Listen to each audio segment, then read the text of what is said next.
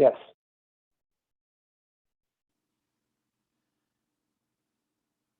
All right, so. I'm not sure how.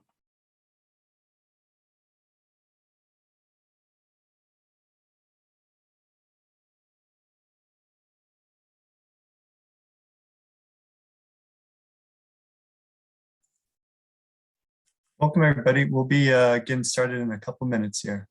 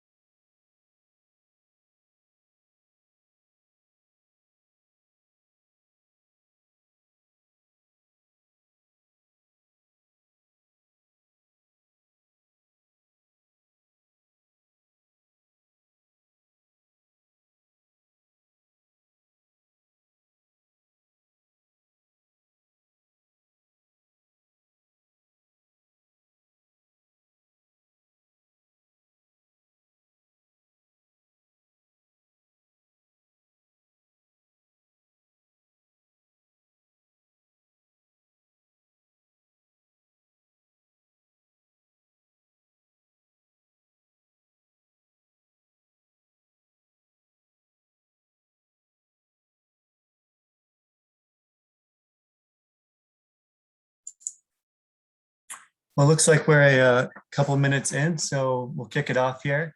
Welcome, everybody, to the webinar, Here Comes the Sun, Solar-Friendly Ordinances for Communities. This webinar is hosted by Iowa Environmental Council, 1000 Friends of Iowa, and the Nature Conservancy in Iowa. My name is Patrick Snell, and I am the Climate and External Affairs Associate with the Nature Conservancy. And over the last 4 years, I've been working on Grow Solar programming, a solar group buy program where homeowners and businesses come together as a community to purchase and install solar. It's been a joy to work on these programs. I mean, we've been continually blown away with the enthusiasm behind them. Carrie Carney with 1000 Friends in Iowa, we just wrapped up the Grow Solar Warren County program that resulted in 11 residential properties, 1 commercial business, 1 farm, and 1 nonprofit going solar that resulted in $295,000 in local investments. And get a picture up. Here's a picture on the left here with the ribbon cutting at the Heal House of Iowa, a nonprofit that works on houseless support in Warren County. And as we were working on this program and over the last couple of years, we've gotten a lot of questions on how to create zoning codes that are clear and consistent, maintain the character of their communities, and allow for this economic opportunity. As I had mentioned with the Warren County program, we saw $295,000 in local investment. In the Lynn County program that's about to wrap up, we've already exceeded $2 million. So there's a lot of economic opportunity as well as other benefits associated with clean energy for communities considering this. So today we're hoping to answer a lot of these questions. Really excited to co-host this with Iowa Environmental Council and 1000 Friends of Iowa. And as part of this, created a comprehensive draft solar ordinance that was attached on this webinar that communities could use to review and pull language to help make that process as simple as possible. A really great reference that I wish we would have had a couple of years ago when we started this solar programming work.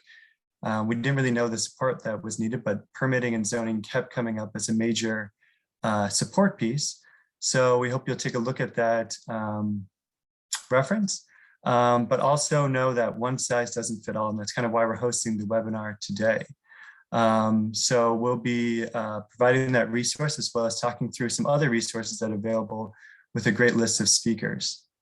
So I'll hand it off to Carrie Carney with 1000 Friends of Iowa to introduce our speakers and share her experiences with zoning. Carrie?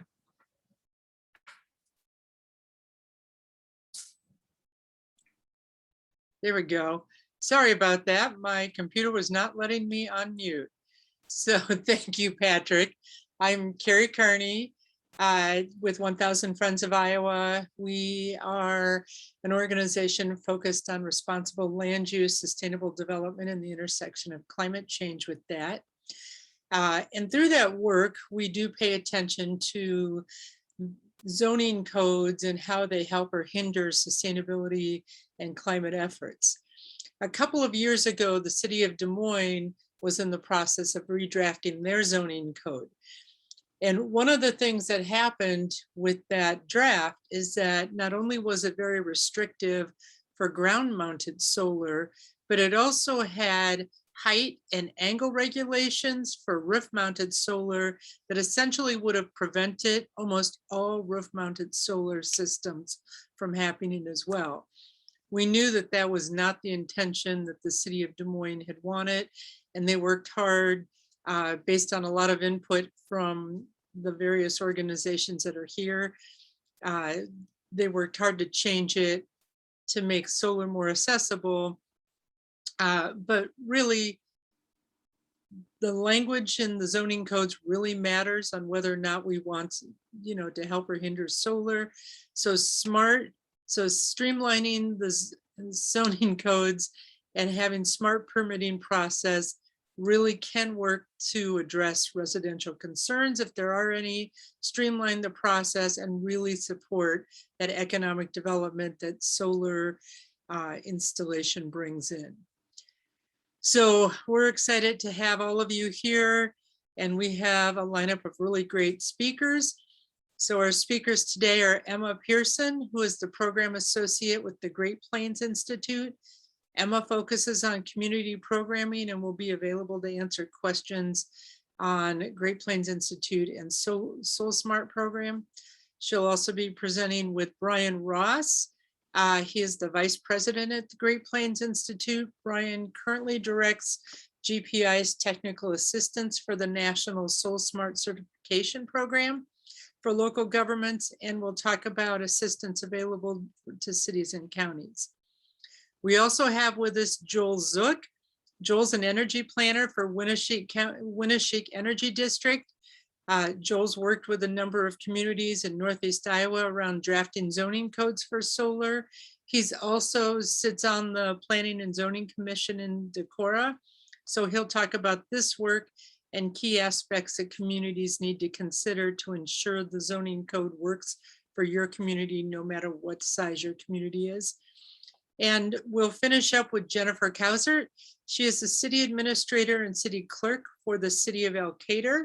Jennifer worked through the process of drafting solar zoning code for the city, and she'll share her experiences and insights on why adopting a solar-friendly zoning code made sense for Elkader and what they considered while drafting this code. So with no further ado, we'll go ahead. Oh, excuse me, before we turn it over to our speakers, we're going to be going through our speakers first and taking the questions and answers at the end. However, you'll notice on the bottom of your screen, there's a Q&A tab that you can click on. Please put your questions into the Q&A, and we will, so that you get them when you have them. We'll be going back through and starting at the top of the questions and going back through at the end, but that way you won't forget what your question is. The chat function is turned off so that we'll just keep all the questions in the Q&A section. So with no further ado, we'll turn it over to Emma Pearson and Brian Ross. Thank you, Carrie. I'm going to go ahead and share my screen. All right. Hi, everybody. Like Carrie said, I'm Emma Pearson with the Great Plains Institute. I am the Communities Program Associate, and I manage the SolSmart program on behalf of the Great Plains Institute, and I'll be co-presenting with Brian Ross today. So I'll go ahead and get started on the National SolSmart program. So we're going to go ahead and talk about what SolSmart is, what actions you can take in the SolSmart program, what the designation structure looks like, the technical assistance available, and I also have a few community planning and zoning examples of what communities have achieved in the program. We have an initial disclaimer here. The SolSmart program is completely funded by the Department of Energy. So we have this ahead of all of our presentations about the SolSmart program. So what is SolSmart? SolSmart is a national technical assistance designation program that helps local governments make faster, easier, and more affordable solar options for residents and businesses. Throughout the SolSmart designation, your community would be recognized for the actions that you've taken to address local solar barriers, including fostering a growth to mature local solar markets. It also demonstrates that a community is open for solar businesses, making it attractive for solar companies and other business to develop in the community. SolSmart provides targeted no-cost technical assistance to communities to help reduce these soft costs for solar designation. We have designation structures for cities, counties, and regional organizations. Through the SolSmart program, there are a few actions you can take, including increasing transparency. To do so, we have a few options for you to complete, including posting a permitting checklist that details all of your requirements for permitting in your community. We have templates that can guide you through this process. We also can help you develop a solar landing page. So through the solar landing page is where your community would post all solar requirements for your community.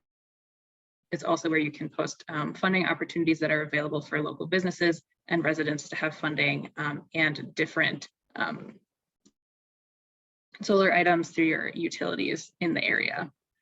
This program also helps increase understanding. So we provide training on solar PV to your staff working in permitting and inspection. We can provide recorded trainings as well as live webinars that you can ask questions at.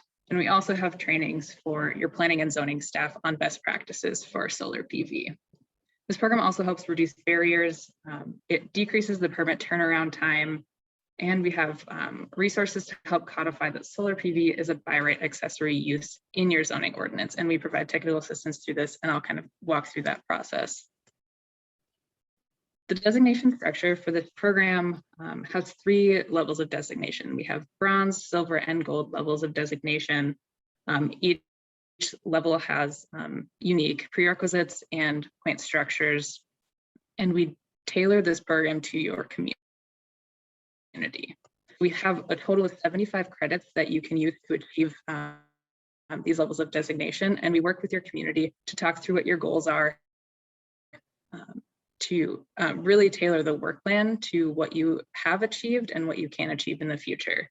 Each credit in these categories of all 75 credits have point ranges from 5 to 20, and we have 5 categories that you can complete these credits in. There's permitting and inspection, planning and zoning, government operations, community engagement, and market development. Through the program, we have technical assistance available to you. On the website that you can visit now is solsmart.org. We have the program guide that includes all 75 credits and criteria designation programs. There are in-depth resources, including templates for credits and resources on how to achieve credits, and trainings are included on here as well. And this assistance is provided, again, at no cost to your community. We have a few community examples here today. So Morris, Minnesota is a SolSmart Silver designated community that I've worked with in the past. Through the SolSmart program and through direct technical assistance, this community has codified their zoning ordinance to have accessory use solar explicitly allowed by right in all major zones. They also have small ground mounted PV. Solar PV is allowed as an accessory use in all 3 of their residential zoning districts, including multifamily. The zoning ordinance exempts small ground mounted solar PV from accessory use restrictions. So an example of some language that they use in their zoning ordinance is that ground mount systems shall be exempt from impervious surface calculations if the soil under the collector is not compacted and maintained in vegetation. And we provide sample language to achieve your community's goals like this community wanted to do. And their zoning ordinance establishes a clear regulatory pathway for primary use solar. And these, again, are all things that we can provide sample language to you for. The city of La Crescent, Minnesota is a SolSmart Gold community. that has recently achieved gold designation. As a part of this program, they have accessory use solar PV explicitly allowed by right in all major zones. Ground mount solar is exempt from accessory structure maximums, and ground mount solar is exempt from screening requirements that may impact the functioning of the system. So this is what they achieved during the program. And now that they are gold designated, we are working with them to implement a solar ready certification program for new construction homes. And this program will provide, it's a voluntary program that will provide guidance to developers to include items that allow future residents of that home to install solar as simply as possible. Stearns County is a silver county here in Minnesota.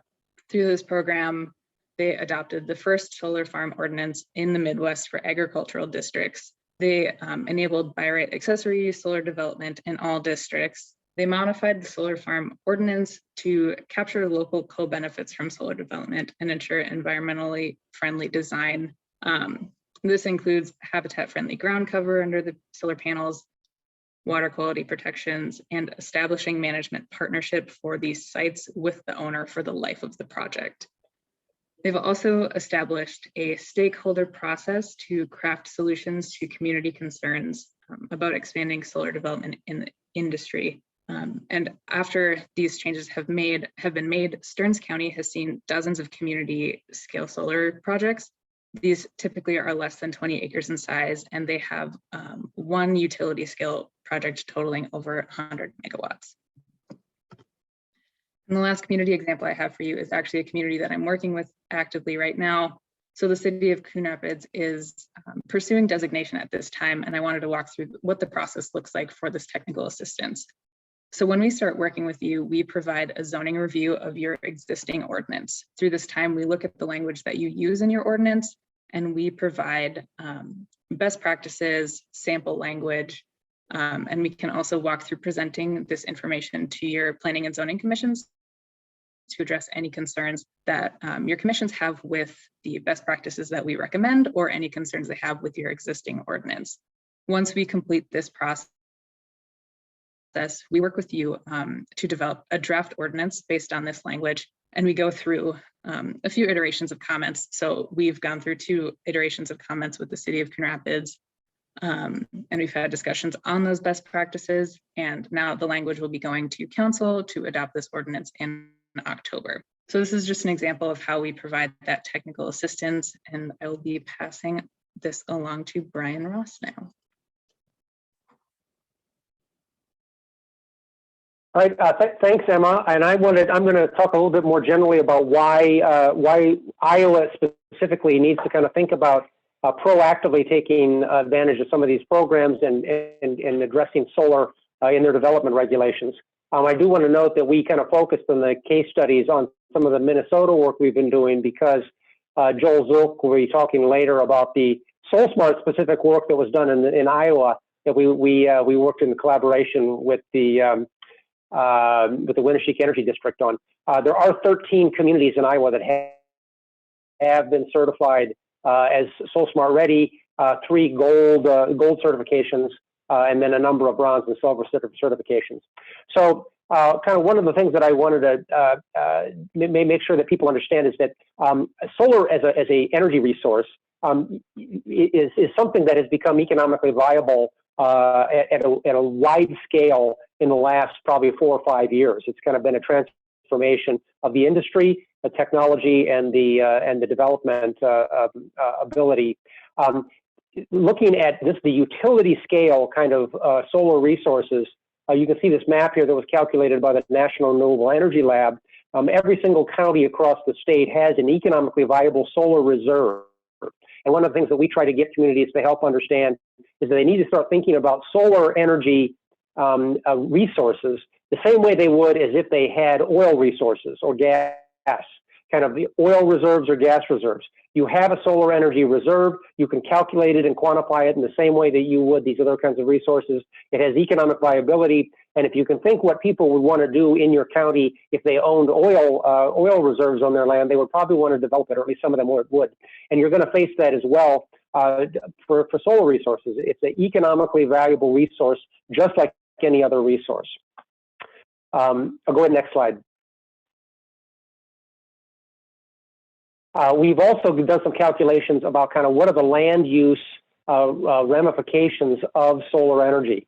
We did this nationally for every single county in the nation, where we examined both the existing solar that was on the ground at the local scale, the county scale, and then all of the proposed projects, the ones that have been proposed to the interconnection entities, where you have to kind of get in line in order to kind of bring new projects on. And we said, if all those projects are developed, as well as all the ones that have currently been developed, what kind of land use implications would that be? And really what we found is that the vast majority of counties are going to see less than 0.5% of their land developed, even under a very aggressive near-term solar resource. So go to the next slide.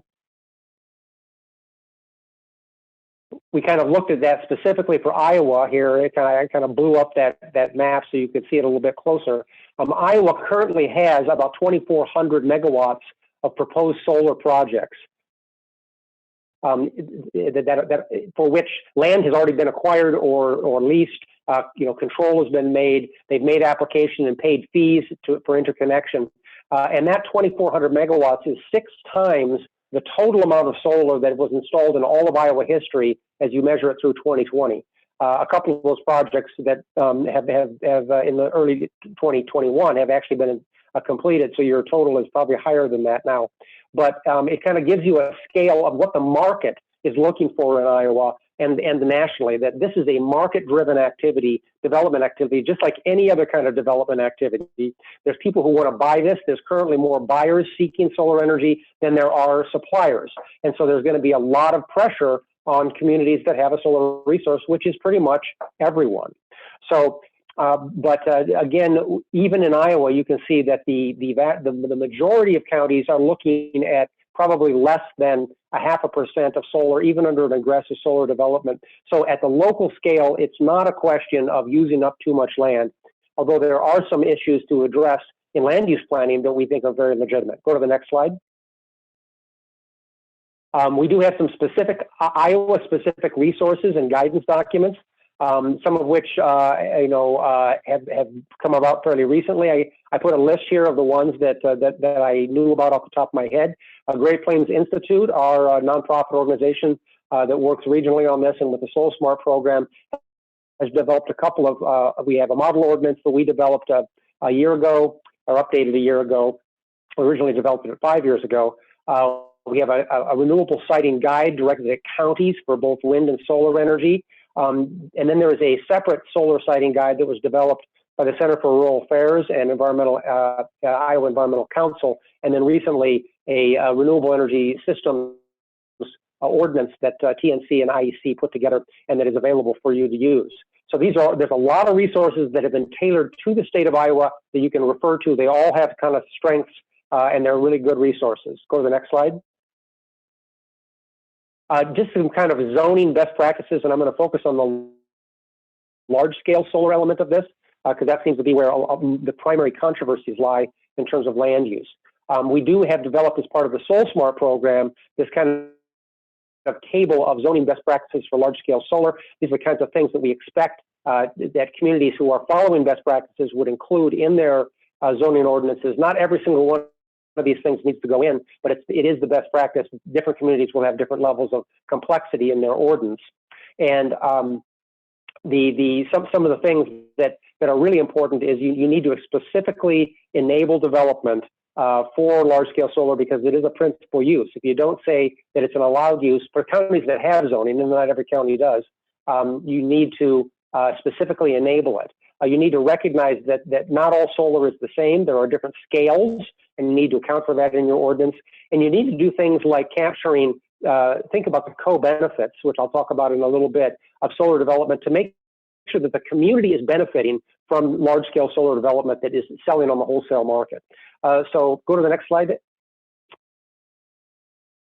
some of the things that we think about in those zoning best practices are we really break it into two buckets. One is siting, which is about where do these things go? Where should they go in your community? And the second one is site design, which is once you've decided where it should go, how should it be built?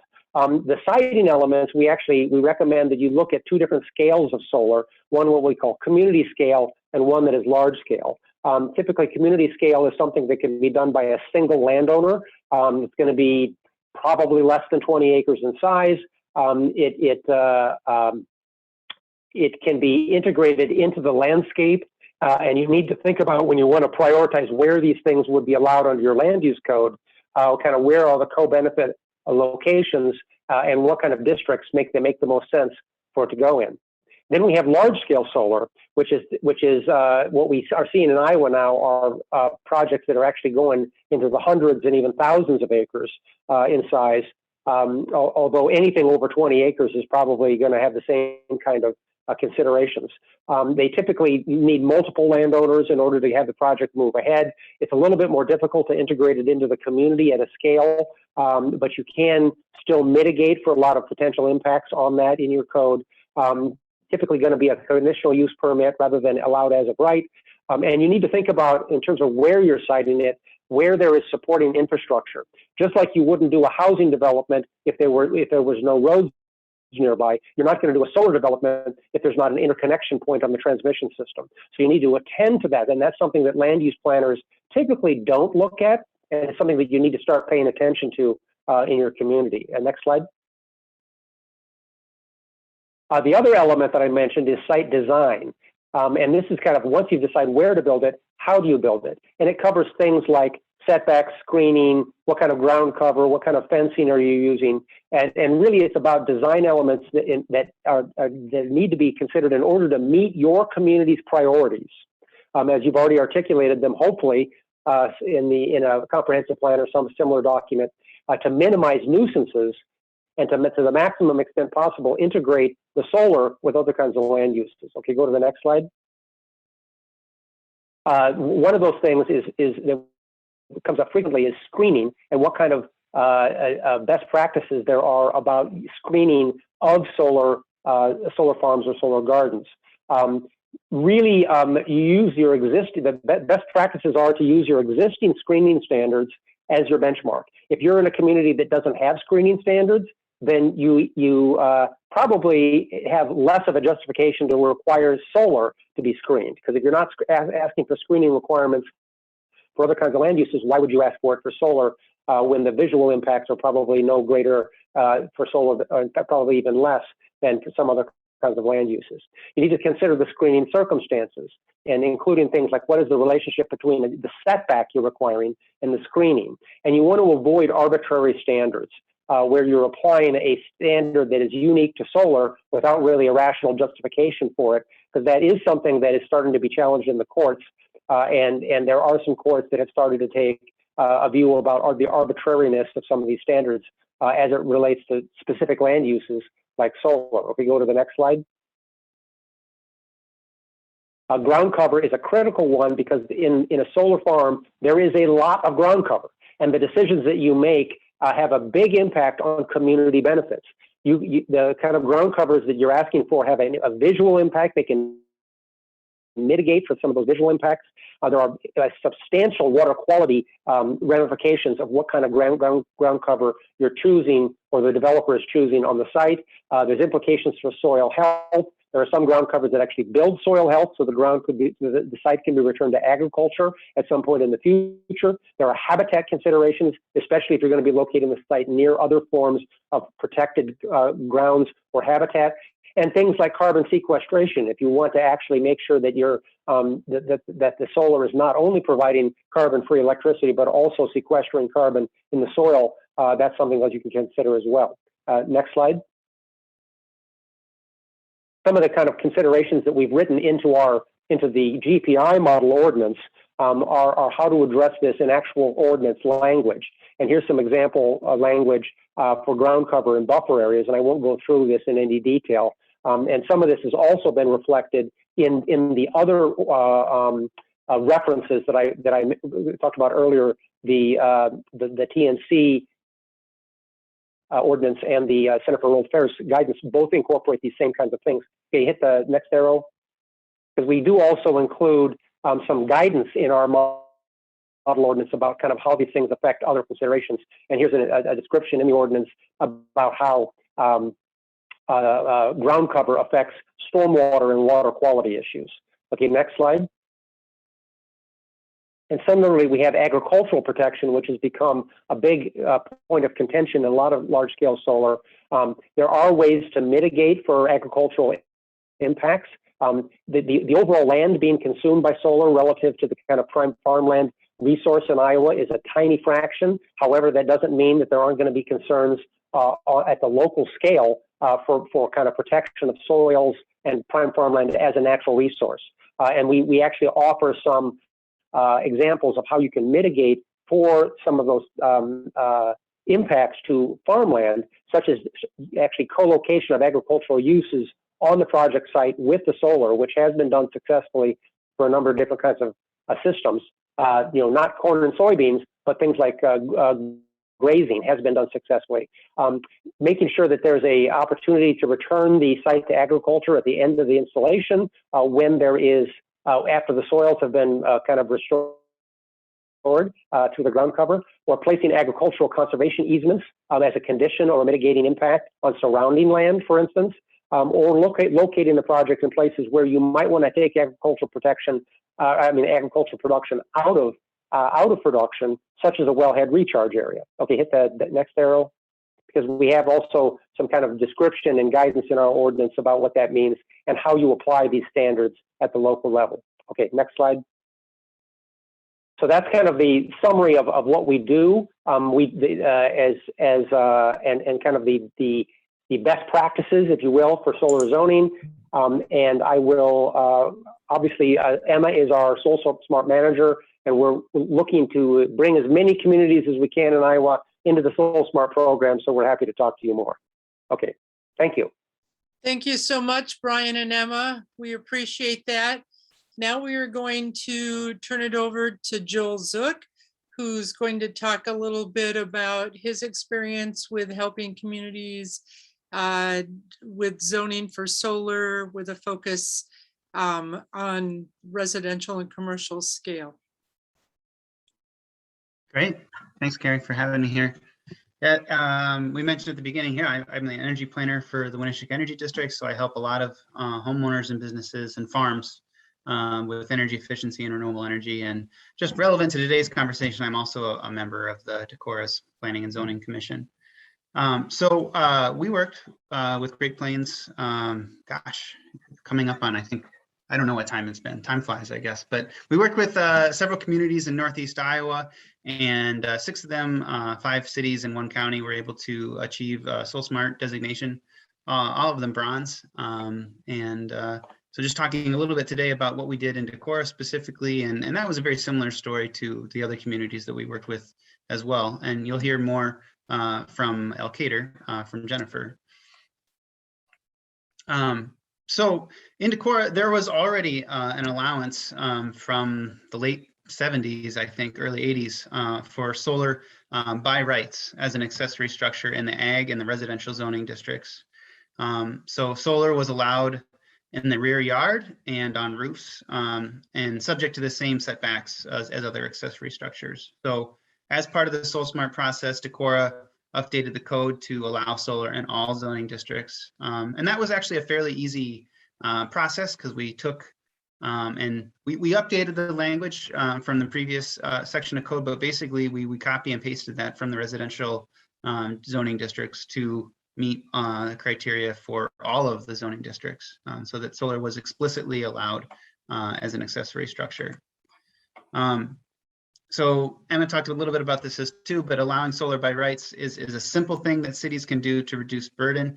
It's also required for silver and gold SolSmart designation, or at least it was when we were running these communities through that process. So, and just having something by rights means that you don't need a board of adjustment or a zoning board hearing. The permit may still be required, but it is all handled administratively through City Hall staff. That makes things go faster. You don't have to wait for meetings to approve what could be really a simple project, just solar on someone's roof or solar in someone's backyard. So here's the language, and it's the same language, and this is an example of our R1 single family district, but it's the same in all the residential districts, all the commercial districts, all of the districts. And so just allows for solar collectors to be mounted on the ground, in the rear yard, or attached to any of the roofs. And so there's explicitly permissive language there that says that, you know, the solar can be facing the rear, the side, or the front of the structure, of the primary structure, or of the accessory structure. So we did do a little update in that language to make sure that it was clear that solar was allowed basically on any roof, as long as it's not higher than the peak of the roof. And we said that accessory structure, anything solar that is accessory to the primary use was basically allowed. So this is pretty much a blanket allowance for solar in the city, with some restrictions, but every parcel in the city can have solar that is accessory to the building, to the zoning parcel's main use. So, my recommendations, on that is in terms of when you're looking at redoing your ordinances and thinking about what's going to be good for solar and putting any restrictions that you may want to put on there, is just to keep it simple. Make it clear what is allowed, and make sure that you're using language that the average homeowner can understand, so that they're not placing a burden on them or your solar installers as they move from jurisdiction to jurisdiction. Plain, clear language is really good as far as just making sure that everyone's on the same page, and that there's a clear path forward to getting solar on people's house. So again, just as a Decorah example, we in the city defined accessory use solar as a system that serves the primary use on the lot. So the solar is not a wholesale power plant that is selling wholesale power to the grid.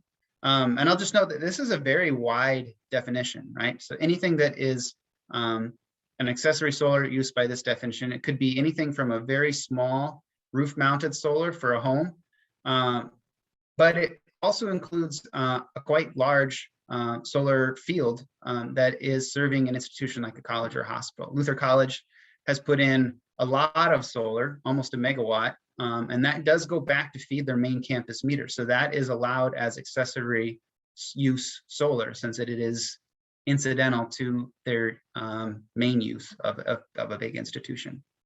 And just keeping it simple as well, Decorah's setbacks for solar are the same as they are for any other accessory structure, like a garage or a shed or anything. So again, everyone knows what the setbacks are. They're fairly reasonable on the rear and the side yards, and consistency keeps them simple. So keeping the same setbacks for solar as for everything else makes it clear, that that's the setback that's required for everything, regardless of what you're talking about.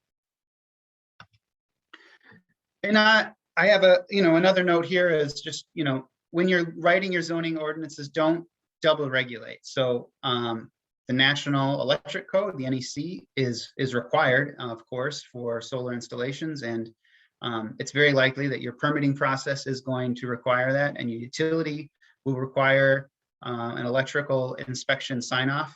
But don't put any of the National Electric Code requirements into your zoning ordinances. I think if you feel like you have to do it, you can do it by reference so that they can be updated. But, for example, oftentimes solar is not allowed to be installed near the peak of roofs. And oftentimes that is for the reason of making sure that firefighters can vent the roof if there's a gas appliance in the building. And so that's something that could be obsolete in 20 years. And if you just make sure that you future-proof your thing by either referencing the NEC or not referencing any electrical permitting process in your zoning ordinances, and sticking to the zoning issues within the zoning ordinances themselves. So there is that second level of protection through your permitting process, but don't put those language in, because then we deal with those sort of vestigial things years down the road that can be an issue when they've already been addressed. And I would just say this too, when I am reviewing things for the Planning Commission here, I just taking a look around is always a good insight, and this can apply to solar as well. But is there a problem? And is regulation available to address that problem? Would a new ordinance fix the problem that you're seeing? And I think that another test just to throw on is just how would a proposed ordinance affect existing buildings? And a lot of times people write, a grandfather clause in so that non-conforming structures can be allowed, but not updated. But take a look around. If you're looking at a new solar ordinance, take a look at your draft language. Take a look around your neighborhood or take a drive around and look at solar panels that are installed and think to yourself, is this solar a problem? And would the solar be prohibited under this new ordinance if we were going to rebuild it today? So I just think that those are good common sense stuff when you're looking at planning and zoning issues. So that's what I've got today. I think that Jennifer is going to be right up next and talk about what she has done within Elkader to update the ordinances there. Thank you, Joel. Let me see if I can share my screen.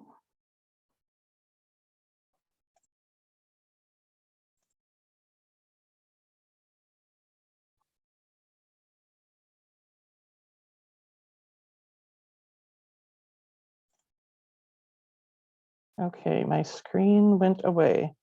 That's not good. Okay, can everyone see that?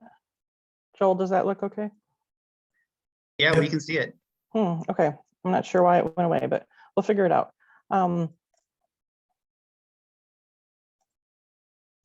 So as you said, my name's Jennifer and I'm with the city of Elkader. Elkader is in the northeast corner of the state.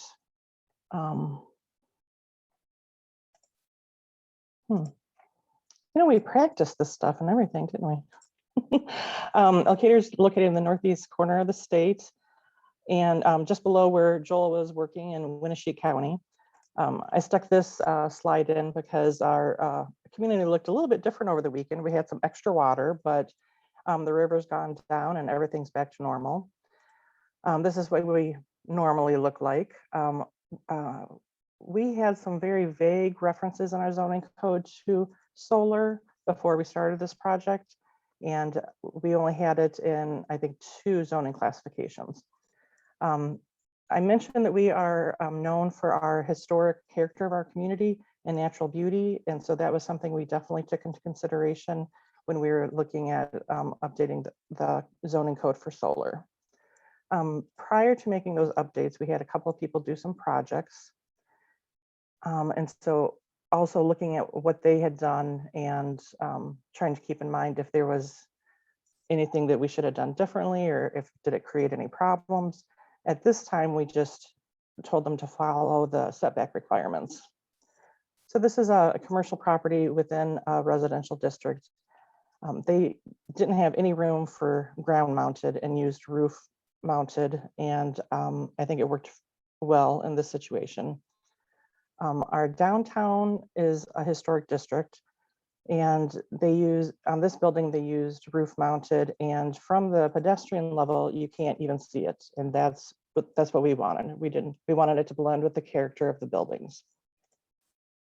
This is just a regular residential district and they could have used ground mounted or roof, but they used roof and our lots aren't overly large. They're like 66 by 120. So I think for this house, it was probably a good option. This lot is a little bit different. They have an in-ground home, but, and so then they did use ground mounted, and I don't know if they could have used roof mounted.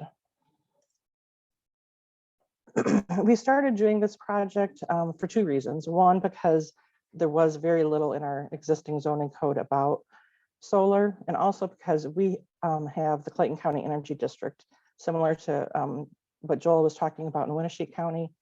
We have a Clayton County district, and they were promoting consumer use of solar and identified some challenges to that, which are hard and soft costs for solar.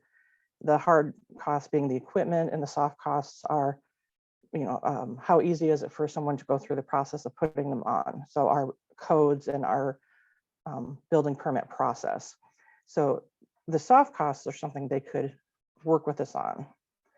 And just one thing to note, we only have a zoning code. We're small enough that we don't have a building code and we don't do inspections.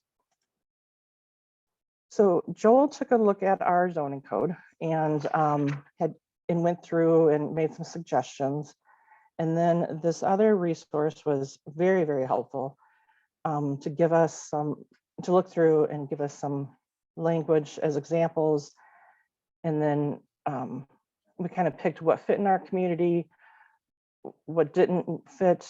Our goal, like I said, was to try to update and make sure we had something for solar, but also to keep it simple for the staff and the consumer, and also to make sure things fit into the historic nature of the community. But this book was very helpful.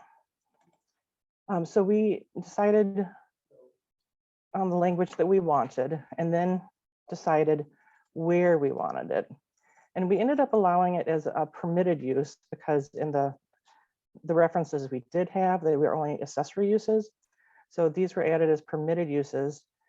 And most of them are all the same, so there is consistency. The only difference is in the downtown commercial district, we only allowed rooftop solar. There isn't room for ground mounted, but also because of the historic nature of the buildings. And then you also have to add definitions to back up any of the items that you added in the code. I threw this graphic in kind of as a joke because we really didn't have any problem with our planning and zoning or our city council passing this. A representative from the Clayton County Energy District came and explained the purpose and helped us answer questions that anyone had in either planning and zoning or council. One of the things they also wanted us to do is make sure the information was on our website and easily accessible to people, and that the permits were easily accessible. And we made sure that the permit fee was reasonable. And we did achieve the bronze SolSmart status. And I'm willing to answer questions, but that's what I have.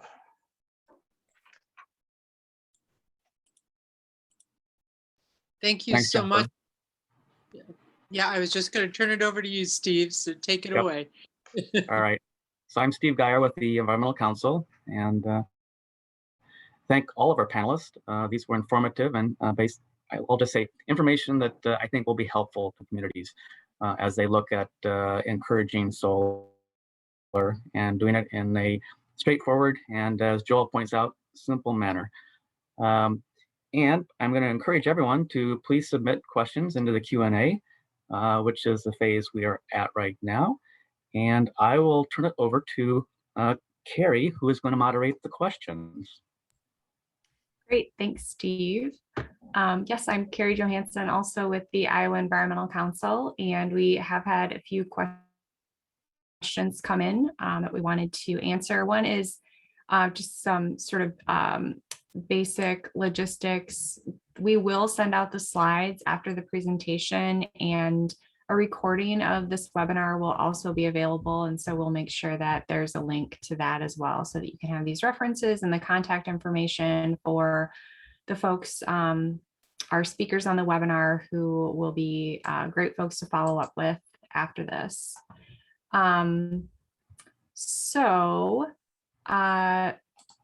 We don't have a lot of wide open questions. We had some that were answered in the chat, but I wanted to take the opportunity to maybe have some of those answered more publicly. So we had a question about whether SolSmart communities can move from bronze to silver and gold. Brian, do you want to speak a little bit more to that question, or Emma? Yeah, well, I guess I'll just say that moving from up in certification is an active component of SolSmart. It's called leveling up, and we're happy to assist any communities if they're already certified at bronze, for instance, if they want to move to silver or gold. We can provide technical assistance to do that, just like we did or that Joel did for the initial certification. So yes. I also want to touch on that. Thanks, Brian.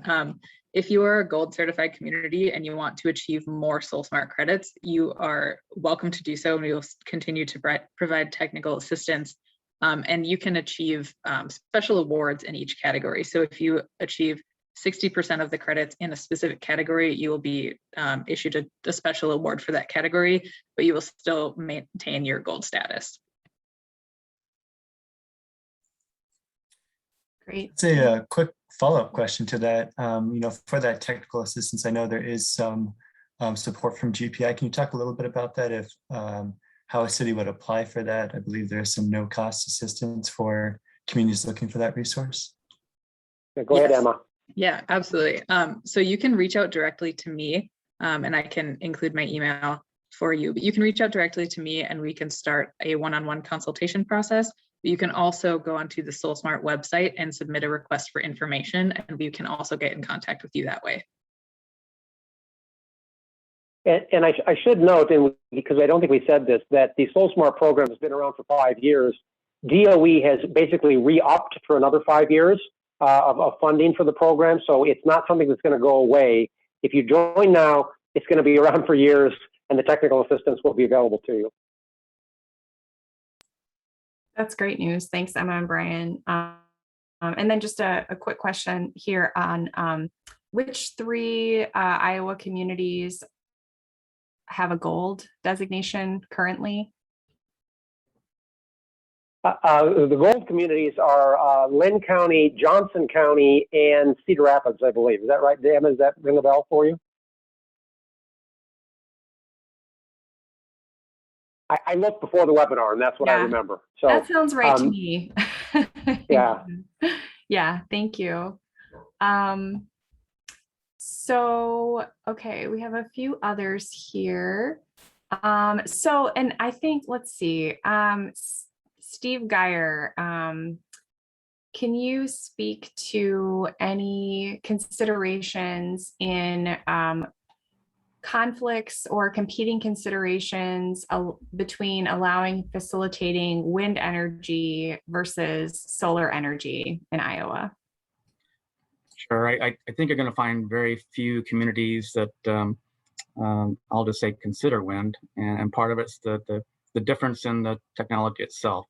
Normally, where you see the wind ordinance, you're going to require a much greater space, and that's all due to issues revolving around, you've got a spinning blade, and so you have to take that into account in terms of how far you need to be away from structures, from other people, etc.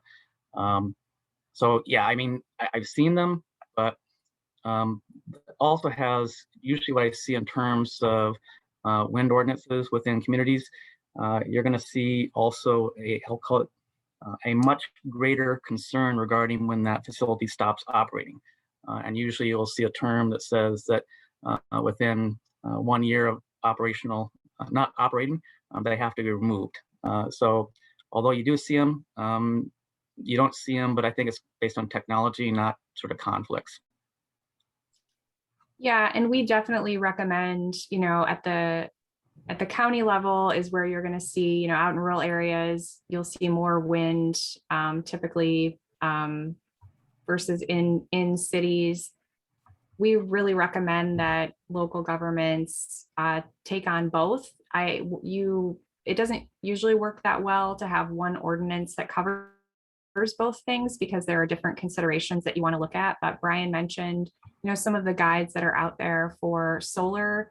IEC also has a wind ordinance guide, and I'm sure that there are others who have developed similar resources that's available on our website. So yeah, we really encourage local governments to have these conversations and get the ordinances in place before development happens so that you know where you stand, where the people in your community stand. and you have those guidelines down. But you can have both. They are they're from a generation standpoint, they're technologies that are very solar shines more during, or works more during the day, wind produces more at night. They're very complementary. And so, yeah, we would encourage counties and local governments to look into both. A question on. Carrie, can I just make the point on the I think it was Jim Schwab who kind of talked about the solar and wind. There is an increasing emphasis on hybrid projects, kind of, and I think you just noted an important element about the wind, about the resource base, that they tend to operate in synergy rather than at the same time, and as a consequence of that, with the interconnection issues we're having at the grid level, that there's an increasing emphasis on that, as well as, of course, on battery storage, and storage is a whole other burgeoning area that we haven't touched on. Yeah, that's a great point, Brian. Yep, we're going to see more of these kind of virtual power plants sort of built together because of the transmission issues. Question on a solar company has been seeing more requirements by cities for permitting requirements for professional structural engineering reviews for all roof-mounted solar projects. Michael is wondering if this requirement is considered a best practice for communities by SolSmart and/or other solar programs. Well, this is something that, and I'll jump in here, that I've spent a great deal amount of time on. It is certainly not a best practice. Requiring structural engineering standards for rental homes, particularly if they're sloped, pitched roofed homes. Flat roofs sometimes do require, in fact, I would recommend that a flat roof installation probably does need a structural study. A pitched roof does not. And there's multiple, if the pitched roof is in good condition. And in fact, most of the SolSmart certified communities have actually adopted standards that say, if you demonstrate the roof is in good condition and it was built under a building code, then it is fine. And you don't, as long as you are flush mounting the system, then you don't have to worry about the structural elements. And there's multiple structural engineering studies that have been conducted that demonstrate this. We continue to see this, however, as a problem at the local level, where people insist that the loading on the roof is going to create a problem. What we've actually seen is that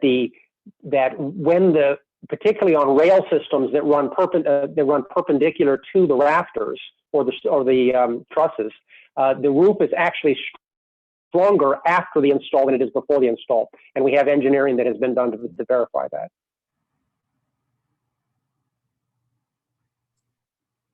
Any other thoughts on that, the structural permitting question from others? Okay, thanks, Brian. That's very helpful, very clear. Evan is wondering about best practices, strategies for screening to alleviate concerns with interruption of people's sight lines, views, and glare, and character of the community. What are some strategies for screening? And I would actually add ground cover strategies that could help alleviate some of those concerns. Brian, do you want to speak to this one as well? Well, I wasn't going to jump in. I was going to give other people a chance to talk rather than me talking. But this is something that we've spent, again, a fair amount of time on nationally in terms of developing best practices, as well as kind of some Midwest specific kind of work that we've done both in Iowa and Minnesota. There are some standards. It is reasonable to, when you have conflicting land uses, to require screening. The first thing we do is, of course, say, if you're not requiring screening for other kinds of land uses, then you shouldn't be requiring it for solar. However, if you are requiring screening for other kinds of land uses, then it's legitimate to say, let's also consider solar. And there are a number of different best practices depending on what it is you're screening. If you have, for instance, a residence across the street from it, or a residence that shares a property line, that's one kind of situation. If you have a unbuilt residential lot that is across the street, that's another kind of situation that may require a different level of screening and standard. And also, that's very important to mitigate for the way that setbacks and screening work together. If you have a very short setback property on the property line, then screening may be a higher priority. If you have a big setback requirement, then screening is going to be much less of a priority. If the property line setback is 150 feet, which is kind of excessive for a property line setback, but nevertheless, the screening requirements should be diminished. There are you do have to do fencing around these sites, and also, of course, as Carrie noted, ground cover is a particularly important kind of element of that. If you do in the background that I have in back of me, the pollinator-friendly solar development is something that actually has a big mitigating impact on the visual impact. It's certainly during the non-winter months, and there are some kind of legitimate ways to screen with some vegetation standards, and there are some that are rather excessive that we've seen and can document. So it's a multifaceted question, but it's a very good question, and one that you will face in your community as you kind of develop these resources. Yeah, and I think the fencing question is a good one too. We've really been encouraging communities to look at less intrusive types of fencing that also allow for more wildlife to move through the area. So rather than a traditional chain link, we encourage the use of deer fencing or other fencing that, has more of a fit with a rural area that can mitigate some of the concerns people have as well. It seems like, to have these very detailed conversations about what kind of fence you put around it, it really matters. And it matters for people to weigh in and get an idea of what this is going to look like in their backyard. And certainly, the beautiful pollinator habitat behind Brian, is something that, to be able to show examples of what this could look like is helpful. So let's see. We had a question here about excessive fence height requirements, which can be very costly. So wondering about best practice. I believe this was noted earlier about following the NEC, but Steve, do you want to speak to this requirement? Sure, man. On any large scale project, especially, it's going to have to basically comply with the NEC, and that fencing is specified in the NEC in terms of the height of it. So not sure, basically, Mike, in terms of what excessive is, but the code is going to require, for instance, I believe, a 7-foot minimum fence. Sometimes, depending on the type of fence, if they require basically chain link, then they basically would have 8 feet. Okay, thanks. Yeah, that's not actually excessive. You can get by with a little less than that, but I don't believe you can get by with less than 7 feet, actually.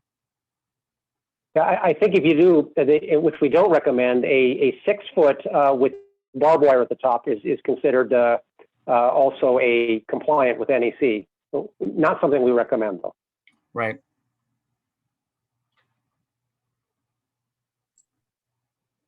Yes. All right. So, also a question here about groups that are looking to support development of new solar ordinances. Certainly, I think all of the groups that came together to host this event today are very interested in having good solar ordinances that balance interests of, people in an area and solar development, which is critical and we want to see happen. And there is, just like any new development or technology that comes into an area, and particularly we've seen with renewable energy, in the recent past, a lot of misinformation out there about these technologies and their impacts. And as I mentioned earlier, I think having that conversation early and really getting your parameters in place and deciding what's acceptable and involving the community up front is really a good way to get something down on paper. And so then folks can, if there is a project that comes in, there's a framework to weigh in around. And so we're definitely all working to combat misinformation, to get good balanced parameters in place, and having people who are working in this space is very important. I definitely agree. It's one where there's a lot of education, a lot of technical expertise that is fairly new, that a lot of folks who even do, general planning and zoning, or who might have a broad base of knowledge in other areas when it comes to renewable energy, are looking for resources. And so definitely everyone on this call can be a good resource. And I'm glad Brian listed those resources out earlier. And all of those will be available in the slides that we send out afterwards too.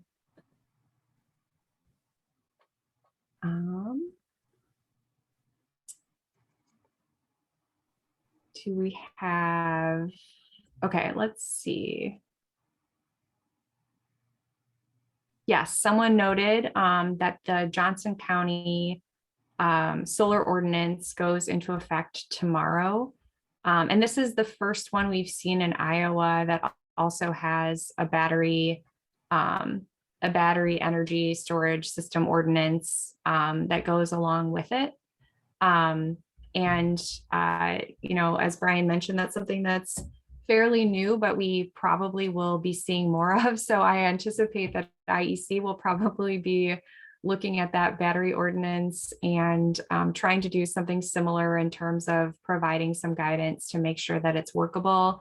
We looked at the Johnson County ordinance really carefully. We're really glad Johnson County is being very proactive about this.